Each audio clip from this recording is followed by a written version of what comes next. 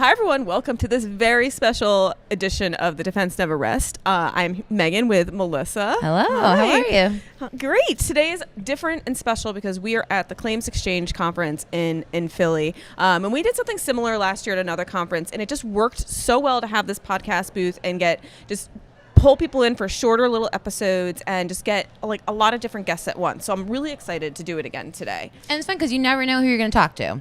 Right. Like we don't know anybody who's going to be coming on the show today. It's all just folks who are attending the conference. So it's going to be interesting to just figure out their stories and what they're doing and how they got there, because strangers always have the best stories. Yeah. And like they don't totally expect us to be here. So they're not like planning to sit down for a podcast. And I kind of like to keep it authentic and, keep it easy and simple and and just have just conversations. So let's get started.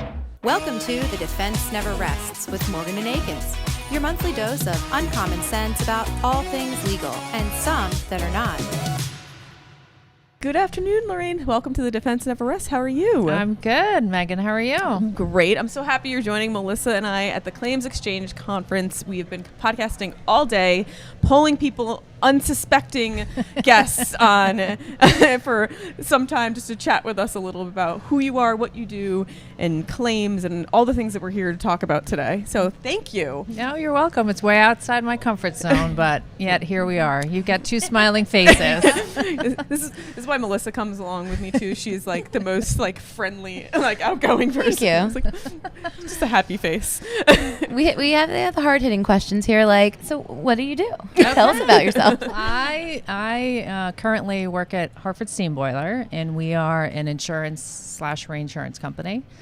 My position is the Senior Vice President of Specialty Claims, and my team handles cyber claims and liability claims. So that must be a hot topic for you guys right now. It's a hot topic. It's the sexy topic. Yeah. Everybody wants to talk about it. They do. They do. Yeah. They do. So how did you end up in claims? Because everyone has a different path and how they got to where they are. Did you dream at night? I want to girl. I really want to go work for an reinsurance company when I grow up. When I get older, anything. No, none of that happened for me. So I'm originally from Ireland, and I came over to the United States to get an education, and I was an accounting major. Mm-hmm. And when I first joined Hartford Steam Boiler, I joined in the internal audit department. And I quickly got bored and didn't really enjoy that anymore. And then I went into financial reporting, and then I went into a customer-facing role. And in the customer-facing role, I really enjoyed getting out, meeting our customers, and learning about the business and how we sell coverage and how we reinsure our property and casualty partners throughout the country. And in that role, I really was exposed to all the different functional areas within Hartford Steam Boiler. And I happened to meet our chief claim officer, and he and his approach to talent management and leadership and to how he runs the business really intrigued me. And so I raised my hand to go and work in that claim organization. And I've been there ever since. And that was about 10 years ago. Wow. Yeah. Now that is a path I have not heard. Yeah. From accounting. But it's a discipline that I use today. Mm-hmm. So I know how to read a financial statement. For a lot of people, that's very intimidating. Yes. So the business fundamentals are there. I like to think that I'm a business professional who happens to be in claims. So, you mentioned that you're doing specialty claims and you see a lot of cyber claims. Have you seen or I should back up. What are the bigger cyber risks that you've been seeing come across your desk? So the cyber claims that we're seeing, the hot topic is ransomware, right? Mm-hmm. So ransomware is the leading cause of loss for the claims that we see. We also see and have seen in 2022, especially an uptick in business email compromise claims. Mm-hmm.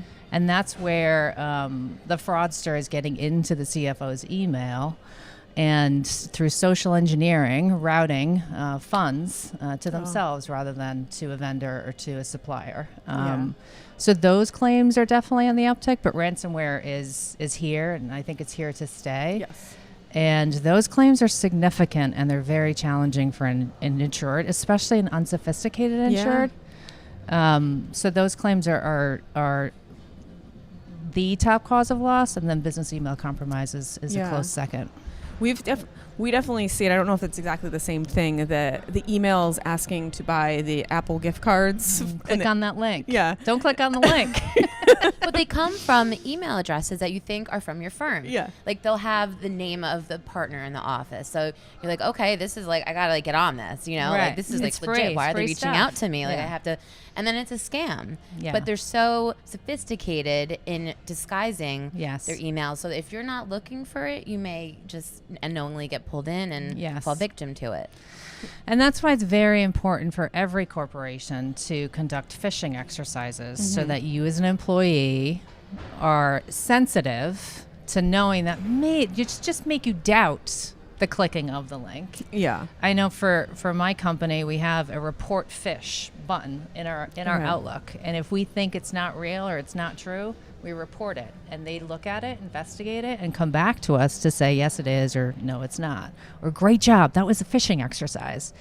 So I think okay, right. they're testing us all the time. That's and I smart. think most corporations should do something like that Yes. so that employees are sensitive or at least questioning, should I click on that link? Right.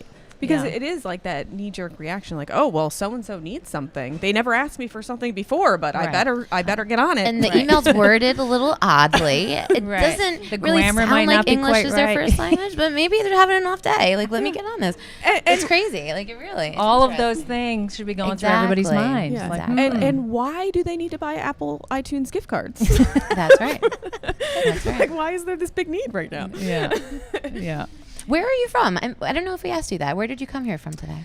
So West Hartford, Connecticut. Okay. Oh, Oh, we have a fellow Yeah, I grew up in Connecticut. Cheshire. You did. Yes. Okay. Whenever someone's from Connecticut, I get very excited for you. I don't know I why. do too. It's it's amazing. All the roads lead to and Lead from to Connecticut. They do. Through. A lot of them through Connecticut. Yeah. That's People true. keep going. Lots With of some highways. traffic, you know. Merritt Parkway. Just keeps on Oh, going. the Merritt. I hate the Merritt. Yeah, we're not fans of the Merritt. No, there's always traffic. Yeah, so I grew up in Ireland. I came here when I was 17 to the University of Hartford, and I got my green card, got married, had some kids, and it's been over 30 years. Do you get to go back to Ireland a All lot? the time. Oh, that's good. My whole family's still there, so I And- go home a lot. And like, what do you like about being here? Because you were 17, so you grew up. Like, are you finding it? Like, do you wish you had stayed? No. I love it. I miss my home. I miss the food. I miss the social aspect of living Right. in Ireland. It's just a great culture. It's laid back. I miss my family. But honestly, I came here for opportunity. And you found it. And I'm one of 11 children, and I came here for a free college education, to be Right, quite right. frank. Yeah. I got a basketball scholarship. Oh, wow. So I came for that, and this country, while we've had some recent turmoil, has always been very, very good to me. I'm super grateful to be here. I got my citizenship a couple of years ago, finally, Yeah. Right. and it was a big day in my life. That's It was awesome. very exciting. That's yeah, What part of Ireland are you from? a town called Drogheda. It's just north of Dublin, Okay. on the east coast. My dad's side of the family is from County Kerry. Okay. So my grandmother's from Listowel and my grandfather's from Ballybunion. Okay. Yeah. So I'm in a second marriage right now. My husband and I got married in Dingle in 2018. Oh, I love Dingle so much. I have nothing to share Oh, about Dingle. Ireland. You I've gotta never go. been to Ireland, You and I gotta have go. no family from there. You gotta go. Yeah, you gotta that would go. be good. Yeah. Yeah, there's like a story of Dingle that there's like the dolphin that lives in the Dingle Bay. He's gone. Oh no, he left. Yes, either he's gone or he's Well, he's probably he's dead. died. Yeah. He was there for a long time, very, The very Dolphin long of time. Dingle Bay. That sounds like it could be a good children's book or his something. name. I can't remember his name. He has a forget name. I love Dingle so much. Dingle's so a fun town. Yeah. Did you go to the bar with the hardware store? I don't The hardware remember. store and the bar in the same Probably. in feel the like small space. We hit up all that Dingle had to offer. We Yeah. it was like a family reunion trip. So I had all my cousins were there, Yeah. and we rented houses on the same street, and it was awesome. Yeah, And my sister's Dingle's going fun. back this summer. I'm really jealous. Yeah. I should hijack and come with Dingle her. is a great destination, but my hometown is a great destination too. It's full of history, tons and tons of history. Right there in Drogheda, it's got a great social scene, and my family's there, of course. When you're home, does your accent come back? oh, As soon as you're talking to anyone, right? yeah, Anyone on the phone, yeah, Yep. yeah, they would hang up on me, quite frankly. That's awesome. But it changed because literally I heard what like 1,000 times a day, and so that gets very old and frustrating. And so over time, I have an excellent American accent. You really do. Some people are like, "Wait, you're not from here?" I'm like, "No, I'm not from here." You really mastered it. Yeah. I would never tell. I would never be able to tell. Yeah, I think some people are prone to accents and some aren't, and I think I'm prone. But yeah, when I go back, Can you turn it on for us right now? no. I was hoping. There's a lot of slang too. And it's very quick. Yeah. So yeah, It's such a lovely accent to hear, though. Like some languages, it's a little brisk. You know what I there's mean? a lilt It's to it. but it's beautiful. It's like a lovely, beautiful language to listen to. There's so. a lilt. There's like a harmonization. that comes Exactly. along with it. Exactly. We drop the F word a lot too, Yeah. I which I'm bet. not going to. I drop that word a lot too. Yeah, but it's a different episode. Yeah, it's a different episode. That's our Defense Never Rests After Dark episode. That's when we get into the nitty gritty. Okay. Come back for that. That's after we get the champagne out That's of a the champagne vending machine. Yeah. Well, Lorraine, thank you so much for sitting down and Thank doing it. I you. promised you it would not be hard and not be heavy hitting here. So I hope we appreciate lived that. up to our promises You did. for you you. did. And This was fun. Yeah. Good. Tell your friends. Yes, Tell your friends. I will tell my friends. Thank you guys. Thank you. Thank you. Lorraine.